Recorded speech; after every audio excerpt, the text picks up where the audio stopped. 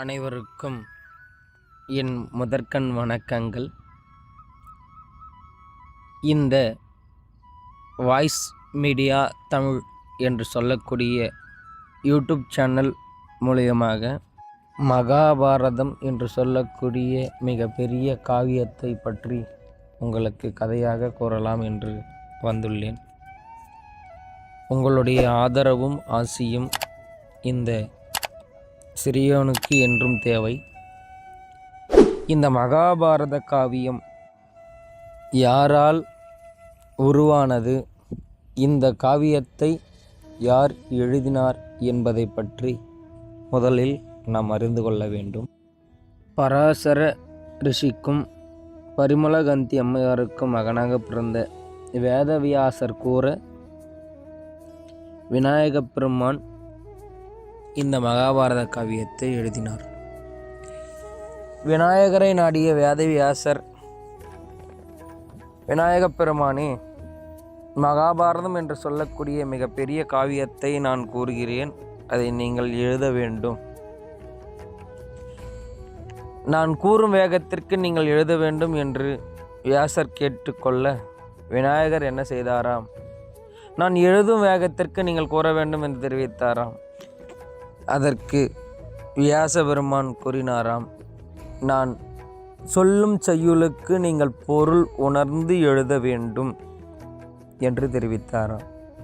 அப்படியே ஆகட்டும் என்று ஏகமனதோடு ஏற்றுக்கொண்ட விநாயகப் பெருமான் தன்னுடைய தந்தத்தை ஒடித்து எழுத்தாணியாக கொண்டு வடமேருகிரி என்று சொல்லக்கூடிய மலையை ஏடாக கொண்டு எழுதுகிறார். அப்படி எழுதுகின்ற பொழுது முதலாக வியாச பெருமான் நீடாழி உலகத்து மறைநாளோடு ஐந்தென்று நிலை நிற்கவே வாடாத தவவாய்மை முனிராஜன் மாபாரதம் சொன்னானால் என்று தொடங்குகிறார். அப்பொழுது நீடாழி உலகத்து, மூன்று புறங்கள் நீரினாலும் ஒரு பங்கு நிலத்தாலும் சூழ்ந்த இந்த உலகத்திலே மறை நாளோடு, மறை என்று சொல்லக்கூடிய வேதங்கள் ரிக், யஜுர், சாம, அதர்வனம் என்று சொல்லக்கூடிய 4 வேதங்களோடு 5வது வேதமாக இந்த மகாபாரதம் நிலைத்து நிற்க வேண்டும் என்று முனிராஜன் மகாபாரதத்தை சொல்லுகின்ற வேளையிலே ஏடாக வடமேறு வெற்பு ஆக வெண்கூர் எழுத்தானிதன் கோடாக எழுதும் பிரானை பணிந்து அன்பு கூர்வாமரோ என்று சொல்லி முடித்தார். தன்னுடைய தந்தத்தினால் இந்த மகாபாரத காவியத்தை எழுதி கொடுத்த விநாயகரனுடைய பாதத்தை வணங்கி மகாபாரத காவியத்தை ஆரம்பிக்கிறேன் என்பது இதனுடைய பொருள். வியாசர் பெருமான் எப்படி விநாயகரை வணங்கி இந்த காவியத்தை தொடங்கினாரோ அதைப்போல் அடியேனும் விநாயகரனுடைய பாதங்களை வணங்கி என்னுடைய குருநாதரனுடைய பாதங்களை வணங்கி இந்த மகாபாரத காவியத்தை உங்கள் முன் கூற வருகிறேன். இந்த மகாபாரத காவியம் முதலிலே யார் கேட்டது, யாரிடத்தில் கேட்டார், ஏன் கேட்டார் என்பதை நாம் தெரிந்து கொள்ள வேண்டும். பாரதத்தில் மிக முக்கியமானவர் அர்ஜுனன். அந்த அர்ஜுனனுக்கு மகனாக பிறந்தவர் அபிமன்யு. அபிமன்யுடைய மகனாக விளங்கக்கூடியவன் பரீட்சித்து. பரீட்சித்துவினுடைய மகன் ஜனமேஜயன். அந்த ஜனமேஜயன் காலத்திலே உதங்கர் என்று சொல்லக்கூடிய ஒரு முனிவரானவர் தன்னுடைய குருவாக விளங்க பைலவர் என்று சொல்லக்கூடிய முனிவரிடத்திலே குருகுல வாசத்திலே நல்ல முறையிலே பாடம் கற்றார். குருகுல வாசம் முடித்த உதங்கர் தன்னுடைய குருவிற்கு குரு காணிக்கை அளிக்க வேண்டுமென்று மனதிலே எண்ணம் கொண்டார். எண்ணம் கொண்ட உதங்க முனிவரானவர் குருவை நாடினார். சுவாமி, தங்களுக்கு குரு தட்சணையாக என்ன வேண்டும் கேளுங்கள் என்று உதங்கர் கேட்க, குருவானவர், எனக்கு ஒன்றும் தேவையில்லை, நீ சென்று வா என்று உரைக்க, இல்லை சுவாமி, குரு காணிக்கை கொடுக்கவில்லை என்றால் கற்ற கல்வியானது நிலைக்காது என்று உதங்கர் தெரிவிக்க, உதங்கர் பலமுறை கேட்க குருவானவர் தன்னுடைய பத்தினிடத்திலேயே சென்று கேட்குமாறு அறிவித்தார். குருவின் வாக்கின்படி குருவின் பத்தினிடத்தை சென்ற உதங்கர், அம்மா, தங்களுக்கு யாது வேண்டும் என்று கேட்க, நாட்டை ஆளக்கூடிய மன்னனாக விளங்கக்கூடிய பௌடியந்த மகாராஜனுடைய மனைவி, அவள் செவியிலே அணிந்திருக்கக்கூடிய நாகரத்தின கம்பல் எனக்கு வேண்டும் என்று கேட்க,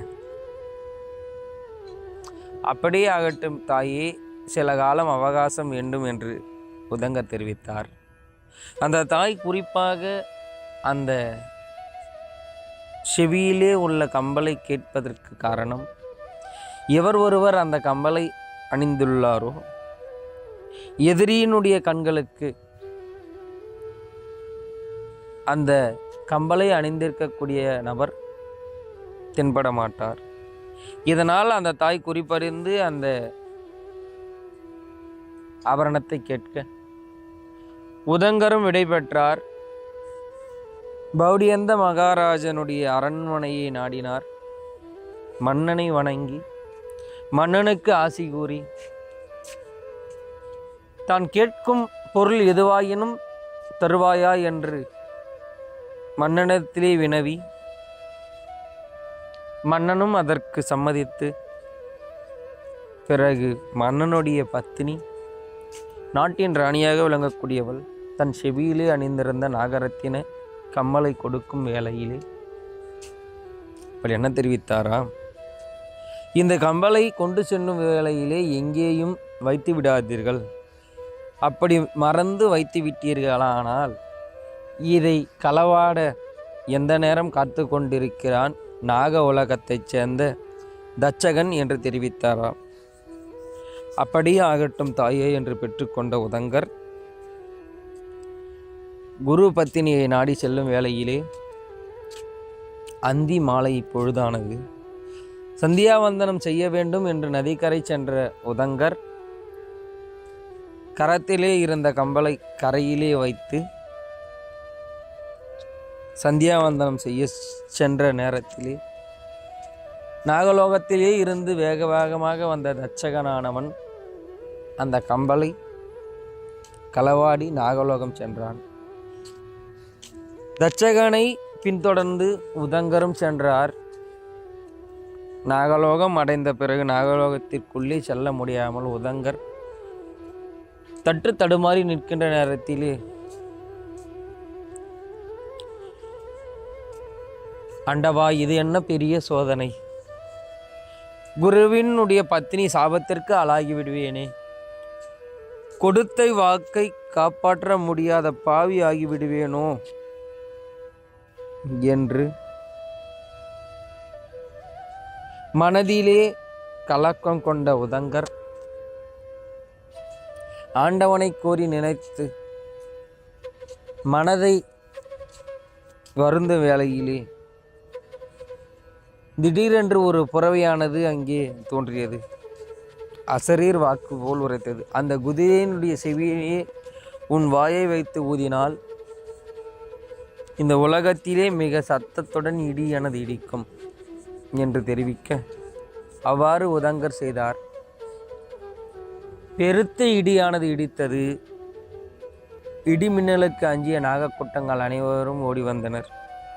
தச்சகனானவன் அந்த கம்பலை திருப்பி கொடுத்தான். அதை பெற்ற உதங்கர் குரு பத்தினிடத்திலே அதை கொடுத்து தன்னுடைய வாக்கை நிறைவேற்றினார். கோபம் கொண்ட உதங்கர் தச்சகனை பழிவாங்க வேண்டும் என்ற எண்ணத்தோடு அஸ்தினாபுரத்தை ஆளக்கூடிய மன்னனாக விளங்கக்கூடிய ஜனமேஜயனை நாடினார். ஜனமேஜயா, என் மனதிலேயே ஒரு எண்ணம், உலகத்திலே உள்ள அனைத்து சர்ப்பங்களையும் நான் அழிக்க எண்ணுகிறேன். அந்த சர்ப்பங்களை அழிக்க சர்பசத்ரு யாகம் செய்ய போகிறேன். அந்த யாகம் செய்ய எனக்கு தெரியும். ஆனால் அந்த யாகத்திற்கு தேவையான பொன்பொருள்களை நீங்கள் அளிக்க வேண்டும் என்று கேட்டார். ஜனமேஜயனும், உனக்கு தனிப்பட்ட விருப்பு வெறுப்பங்களுக்கு நீ யாகம் செய்ய வேண்டுமென்றால் செய். ஆனால் நீ செய்கின்ற யாகத்திலேயே அத்தனை நாகங்களும் வந்து இறக்க வேண்டும் என்று தெரிவிக்கின்றாயே, இதற்கும் எனக்கும் என்ன சம்பந்தம் என்று கேட்க உதங்கர் அப்பொழுது தெரிவித்தாராம், ஜனமேஜய மன்னா, உன் தந்தை பரீட்சித்து எதனால் இறந்தார், எப்பொழுது இறந்தார் என்று உனக்கு தெரியுமா என்று கேட்டார்.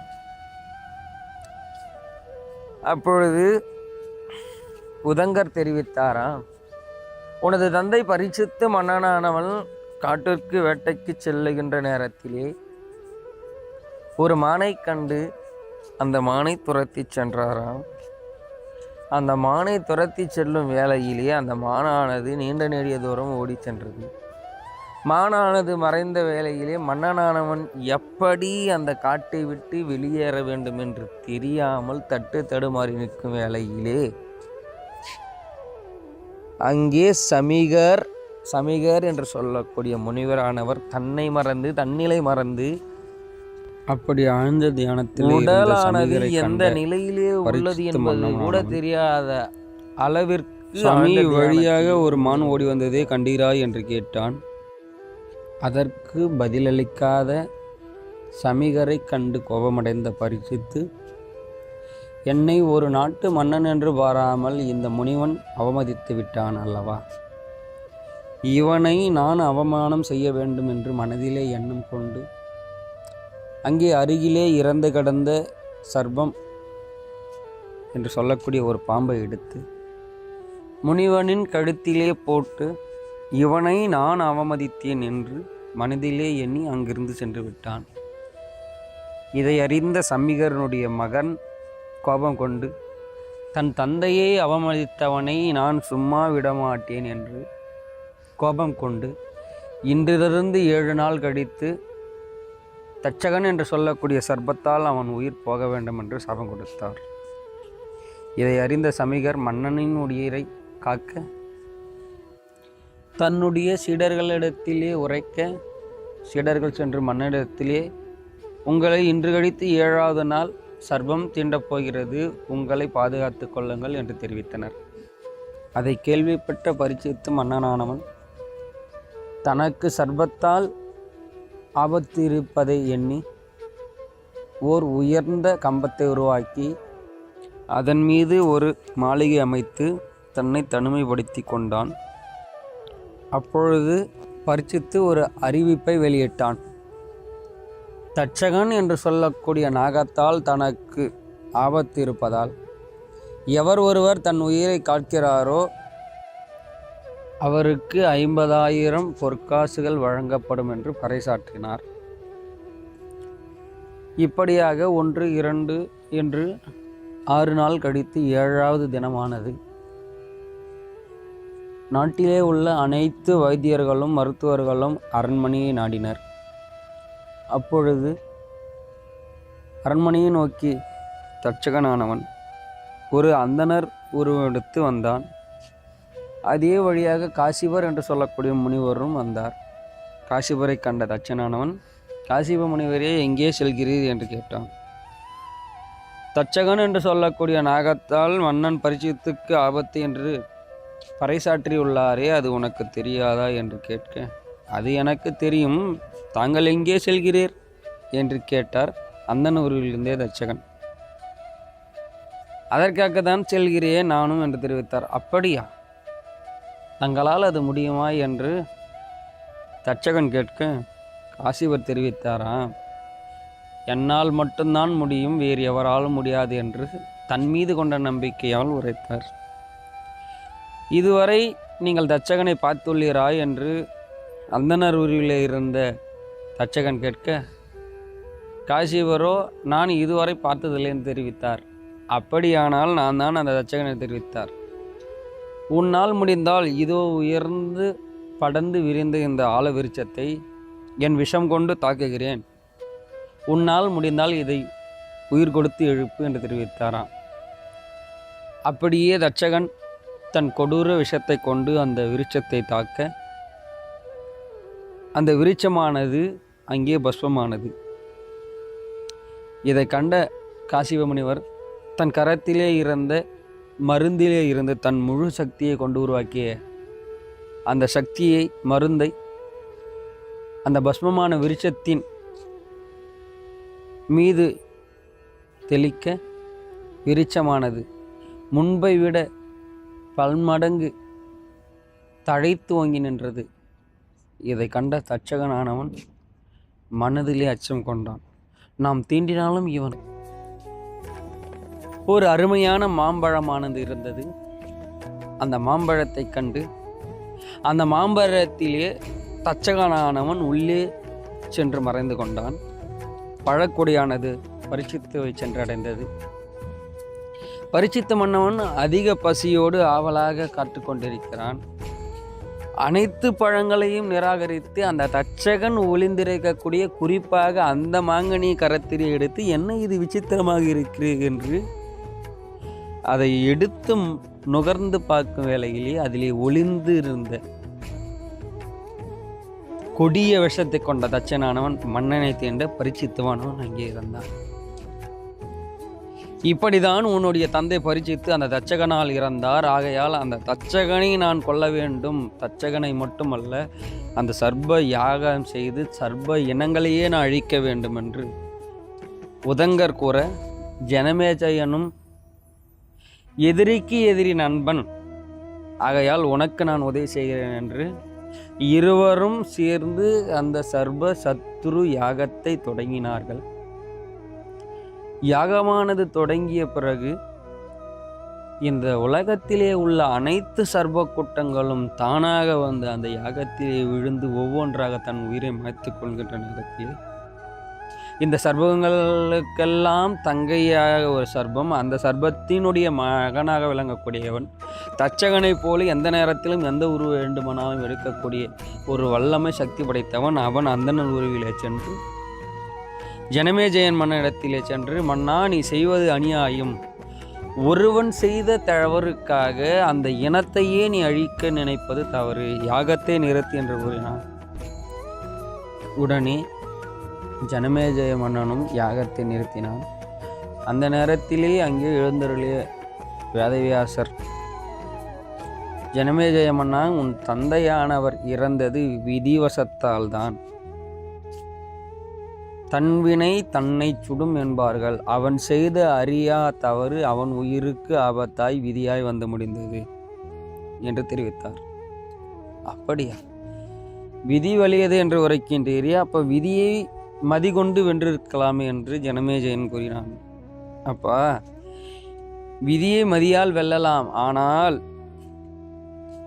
விதி என்பது எவராலும் மாற்ற முடியாத ஒன்று. விதி பெரியது என்று நான் உரைக்கிறேன், மதி பெரியது என்று நீ உரைக்கிறாய். சரி, இன்றிருந்து 7 நாள் கழித்து ஒரு முனிவரை கொன்ற பிரம்மகத்தி தோஷம் உனக்கு வரப்போகிறது. உன்னால் முடிந்தால் உன்னை நீ பாதுகாத்துக்கொள் என்று தெரிவித்து அங்கிருந்து சென்று விட்டார் வேதவியாசர். உடனே செய்வதறியாது ஜனமேஜயன் 7 நாட்கள் இடைவிடாது யாகம் செய்ய வேண்டும். அப்படி யாகம் செய்து பூர்த்தி செய்தால் தன்னை அந்த தோஷம் பற்றி கொள்ளாது என்று மனதிலே எண்ணம் கொண்ட அவன், உலகத்திலே எவர் ஒருவர் 7 நாள் அன்ன ஆகாரமில்லாமல் ஓரிடத்திலே அமர்ந்து உறக்கமில்லாமல் எவர் ஒருவர் இந்த யாகத்தை செய்து முடிக்கிறாரோ அவர்கள் கேட்கின்ற பொன்பொருள் அளிக்கிறேன் என்று பறைசாற்றினான். உண்ணாமல் இருக்கலாம், உறங்காமல் எப்படி இருப்பது என்று எண்ணம் கொண்ட அந்தணர் யாரும் செல்லவில்லை. ஆனால் ஒரே ஒரு அந்தணர் அதற்கு நான் வருகிறேன் என்று இசைந்தார். காரணம் அவருடைய வறுமை. வறுமையின் காரணமாக ஒப்புக்கொண்ட அந்த அந்தணர் 6 நாட்கள் இடைவிடாது மந்திரங்களை ஓதி யாகத்தை நல்ல முறையில் நடத்தி கொண்டிருந்தார். இறுதி நாள் முடிவதற்கு இன்னும் சில வினாடிகளே உள்ளது. அந்த நேரத்திலே அந்தணர் தானாக மந்திரங்களை ஓதுகிறார். கரத்திலே தானாக நெய்யானது எடுத்து யாக குண்டத்திலே ஊற்றுகிறார். தன்னை மறந்து உறக்கத்திலே வருகிறார். என்ன இது, யாகம் முடியும் தருவாயை ஏற்றிலே இப்படி அந்தணர் உறங்குகிறாரே, என்ன செய்வது என்று ஜனமேஜயன் எண்ணம் கொண்டு என்ன செய்தான், அந்தணரை கரத்தால் தொடக்கூடாது என்று கரத்திலே இருந்த தர்பையை கரத்தில் எடுத்தான். அந்தணரை தொட்டு எழுப்பலாம் என்று. அந்த நேரத்திலே உறக்கத்திலே இருந்த அந்தணர் 7 நாள் உறக்கம் உணவு என்பது இல்லாமல் அமர்ந்த இடத்திலேயே மந்திரத்தை ஜெபித்து வந்தவர் திடீரென்று உறங்கினார். அந்த உறங்கும் நேரத்திலே அவர் கனவிலே ஒரு காட்சி, ஒரு கொடிய விலங்கானது அவரை வந்து தீண்டுவது போல. அதே நேரத்திலே சரியாக ஜனமேஜய மன்னனும் தர்பையால் அந்தணரை தீண்டினான். தன்னுடைய கனவிலே வந்த அந்த கொடிய விலங்கு தான் தன்னை தீண்டிவிட்டதோ என்று அலறி துடித்தவர் நிஜத்திலே அலறி அதே யாகத்தில் விழுந்து பஸ்பமானார். வேதவியாசர் சொன்ன வார்த்தையின் வண்ணம் பிரம்மகத்தி தோஷமும் ஜனமேஜய மன்னனை பிடித்தது. உடனே அங்கே எழுந்தருளினார் வேதவியாசர். தாத்தா, நீங்கள் கூறியவாறு இந்த உலகத்திலே விதிதான் பெரியது. நான் இந்த விதியை வென்றிருக்க வேண்டும், என்னால் முடியவில்லை.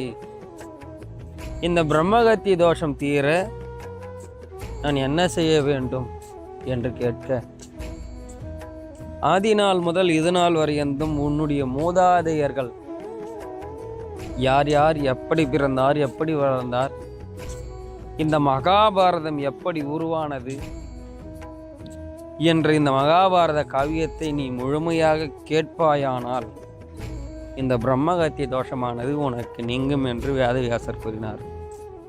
தாத்தா, அப்படி என்றால் நீங்களே எனக்கு அந்த மகாபாரத காவியத்தை கூறுங்கள் என்று கேட்க, ஜனமேஜயா, என்னால் ஓரிடத்திலே அமர்ந்து மகாபாரத காவியத்தை கூற முடியாது. எனக்கோ பல வேலைகள் உள்ளது. ஆகையால் என்னுடைய மாணவர்களிலே சிறந்தவனாக விளங்கக்கூடிய வைசம்பாயனர் என்று சொல்லக்கூடியவனை அச்சனாபுரத்திற்கு அனுப்பி வைக்கிறேன். அவன் நல்ல முறையிலே மகாபாரதத்தை கூறுவான். அந்த மகாபாரதத்தை முழுமையாக நீ கேட்டறிந்து உன்னுடைய மூதாதையருடைய வம்சாவழிகளையும் அவர் செய்து வந்த நன்மை தீமைகளையும் அறிந்து உன் மனதிலே உள்ள குழப்பங்கள் நீங்கி நன்மை உனக்கு உண்டாகும் என்று சொல்லி அங்கிருந்து மறைந்தார் வேதவியாசர்.